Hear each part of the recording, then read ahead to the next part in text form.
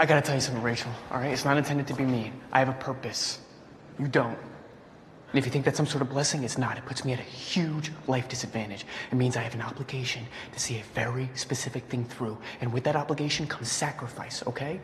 My life is the product of all the choices I've had to make. Your life is the product of, I don't even know what your life is the product of. You're just making it up as you go along. That's the kind of person you are. That's not the kind of person I am. This right here is a perfect example of how greatness and vanity often overlap.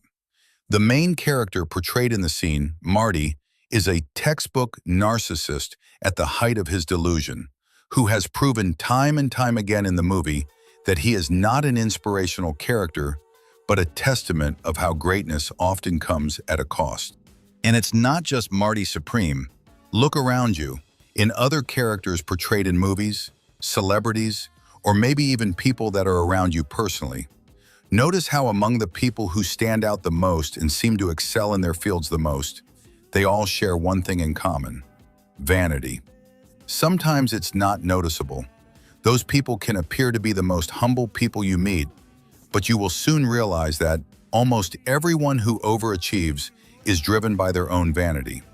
It seems to be that this aspect of our humanity comes with a natural trade-off, and perhaps that's neither a good or bad thing, just a part of the flow of life as we go along. Compare Marty to Andrew Neiman from Whiplash. Both are from their respective fields, and one could argue both are among the best of the best. But the greatest similarity showcased across both narratives is the spirit of the characters, which is driven by their own pride and belief that they are the best. This similarity is both characters' greatest strengths and weaknesses. It's the main thing that propels them to the top, yet also the very thing that crashes them down to the bottom.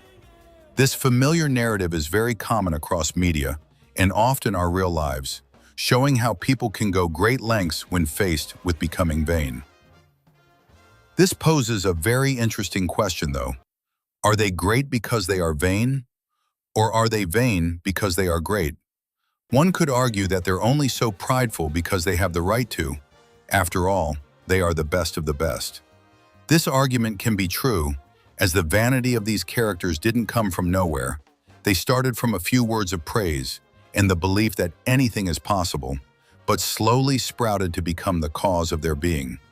Both characters went great lengths even when they hadn't had the chance to prove themselves. Marty hustled and scammed his way into going to Japan, and Andrew gave it all in his pursuit of perfection. This all happened without anyone else believing they were the best. After all, it didn't matter who knew they were the best.